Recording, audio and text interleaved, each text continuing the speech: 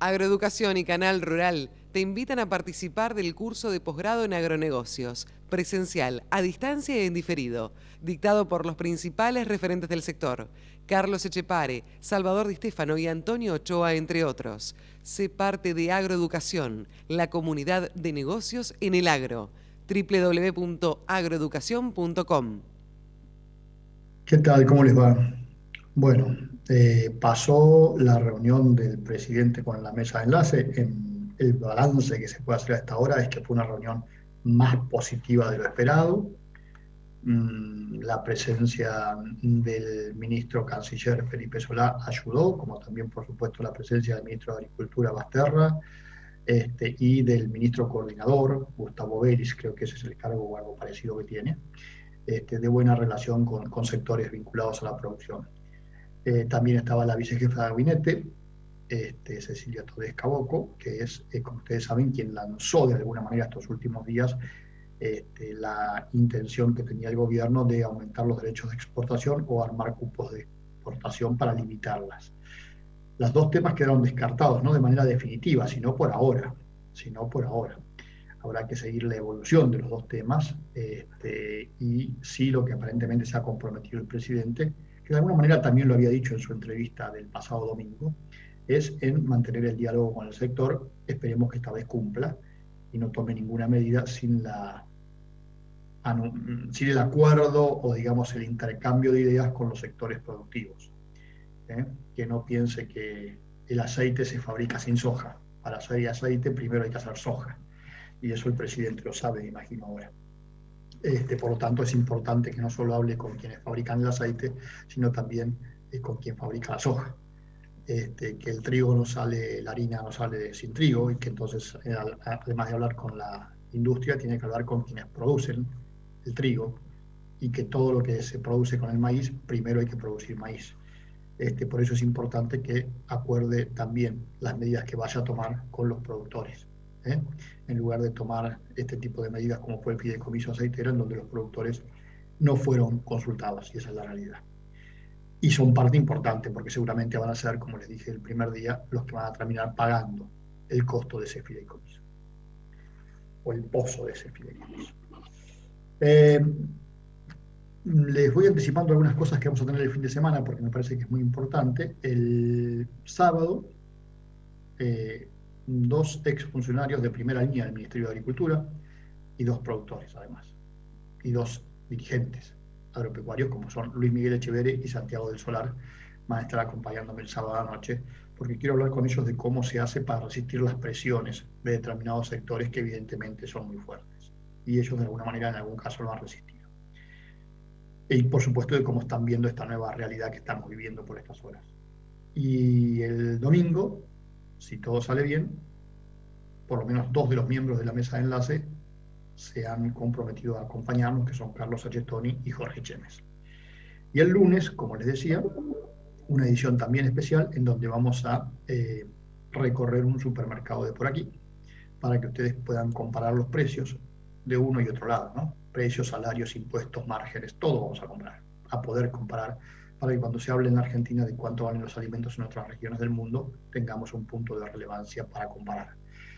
Y el martes la edición habitual de Canal Rural Noticias, es decir, que vamos a trabajar todo el fin de semana largo. ¿Qué tenemos para hoy? Vamos a hacer un repaso muy rápido de algunos datos que tienen que ver con la marcha de la comercialización, que hace mucho que lo hacemos. Y aprovechemos este día que estuvo un poquito más tranquilo, con los mercados que mejoraron después del derrumbe de ayer. Y vamos a repasar cómo estamos con la comercialización todavía de la campaña 2018-2019. Y comparando con la 2019-2020, que en realidad todavía queda margen para negociar lo que son los productos de la cosecha gruesa, el maíz y la soja. Como ven, hasta ahora de soja hay negociados 39,7 millones de toneladas, esto es el gráfico, contra 45,5 que había la misma fecha del año pasado. Está quedando por lo menos 10 millones de toneladas todavía sin negociar, a lo cual hay que sumarle el stock, ¿no? Entonces estamos hablando de que hay alrededor de 15 millones de toneladas de soja todavía sin negociar. Es un volumen importante, porque si a eso le sumamos los 4 que están en la condición de fijar, hay 20 millones de toneladas casi de soja sin precio. Este es un dato que habrá que seguir muy de cerca porque a mí me llama la atención dónde está toda esa soja. Después vamos a ver algún otro dato también al respecto.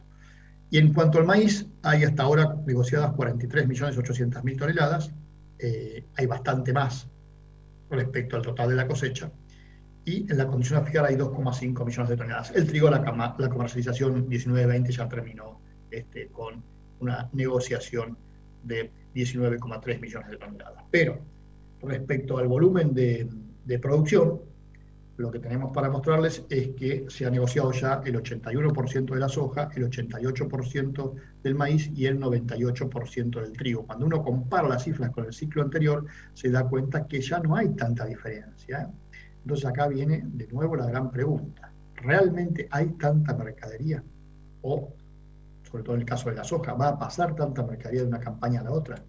Y cuando nos vamos a la campaña 2021, la nueva campaña, en el caso de la soja hay 8.100.000 toneladas, y recuerden que la Bolsa de Rosario ayer publicó una estimación de 49,5 millones de producción. Por supuesto es menos de la que había el año pasado a la misma fecha, que eran 13,3 millones de toneladas.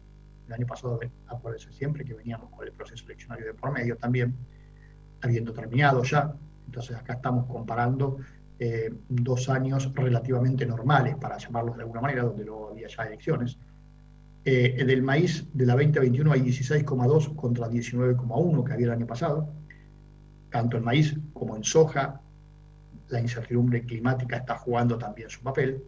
Y en trigo es donde se nota la disminución de la comercialización, 10 millones contra 15,7 del año pasado. Este es un dato para tener en cuenta en el caso del trigo, porque yo creo que se va a complicar la comercialización. Porque el trigo que queda sin comercializar hasta ahora, que son alrededor de 7 millones de toneladas o un poco más, está en poder de los productores. Hoy tenemos el 17% de la soja negociada contra el 27% de la soja que había a la misma fecha del año pasado, negociada, de la soja nueva estamos hablando. Del maíz tenemos el 34 contra el 38, y en el caso del trigo del 58 contra el 80%, que es donde les decía que hay una gran diferencia. Pero les decía que también vamos a ver el tema de las existencias, que es el otro dato que me parece que corresponde que miremos a esta altura del año, sobre todo para tener claro dónde estamos parados en materia de existencias, ¿no? Y en ese sentido, ustedes van a ver que tenemos al día de hoy un volumen de existencias en casi... Cuando digo al día de hoy, en realidad me refiero a fines de enero, que es la última fecha que publicó el Ministerio de Agricultura. Tenemos datos de volúmenes mayores a los que había a la misma fecha del año pasado. 9 millones de toneladas de trigo había a fines de enero contra 8,9 que había a fines del año pasado. Y acá, recordemos, existencias son exclusivamente dentro del circuito comercial, es decir, existencias que están en manos de acopios, cooperativas, exportadores o industria. El trigo, estamos hablando ya de la cosecha nueva, de la cosecha 2021, pero las existencias de maíz son de la cosecha pasada todavía, porque todavía no se empezó a cosechar maíz. Y ahí vemos que hay 9,1 millones de toneladas en instalaciones comerciales contra 7,3 que había el año pasado. Les aclaro que el 2018, como les digo siempre, no hay datos porque en ese año, entre enero, febrero y marzo, se hizo un ajuste de las cifras y se pasó a tomar las cifras de la FIP en lugar de tomar las cifras de las declaraciones juradas que hacían los comerciantes. Por lo tanto, los datos a partir del 2018 les diría que son mucho más confiables. Entonces les decía, de maíz, como ven en el gráfico, hay 9,1 millones de toneladas al fines de enero contra 7,3 que hay a la fecha del año pasado, la misma fecha del año pasado. Y acá está la soja, fíjense. De alguna manera nos da la razón en que puede haber mucha soja guardada. Hay 8 millones y medio, claro, en instalaciones comerciales. Acá está lo que tiene la industria, acá está lo que tiene la exportación. También lo que tienen los acopios y cooperativas, que en gran parte es de los productores. Contra 5,2 que había a la misma fecha del año pasado. Es decir, y históricamente nunca había tanta soja a fines de enero en instalaciones comerciales como lo hay este año. Eso está mostrando que está quedando un remanente muy fuerte de soja. ¿Y qué tiene que ver? Básicamente tiene que ver con esta distorsión de precios que les mostramos todos los días. Estos son los valores del 10 de febrero, es decir, de ayer, en donde el productor, como les decimos, hoy sufre 2 tipos de distorsiones. Una, la que se provoca tradicionalmente por la existencia de los derechos de exportación, y la otra por el diferencial cambiario. Que de todas maneras, en este momento, están en unos niveles más bajos. Recuerden que el dólar había llegado a casi 200 pesos y hoy está hablando de 150, 152, y prácticamente el blue, el marginal, está igual que los dólares legales, que es el contado con liqui o el dólar de la bolsa. En ese esquema, el productor está cobrando el 45% del valor de exportación del trigo, el 47% del maíz y el 35% de la soja. Mirándolo así, uno dice, no es atractivo vender, pero mirando que se pueden posicionar en dólares, sí es atractivo vender. Sobre todo teniendo en cuenta que nos vamos a encontrar en un año bastante difícil, en donde seguramente el dólar va a tratar de plancharlo de todas maneras, y los precios de los granos tienen una volatilidad muy grande y nada asegura que recuperen la tendencia ascendente como tuvieron hasta hace unos días. Y ese también es otro dato que hay que tener en cuenta. Y a medida que nos embarquemos cada vez más en el proceso eleccionario, el dólar blue, ese que miramos todos, a lo mejor tiene algún sobresalto. No sé si lo va a tener el oficial, porque el oficial seguramente va a tratar de plancharlos, pero el dólar blue seguramente va a tener un sobresalto. Por eso por ahí es aconsejable, como se lo venimos diciendo hace mucho tiempo, ir tomando posiciones en otro tipo de activos, que no sea exclusivamente la mercadería. Hasta mañana.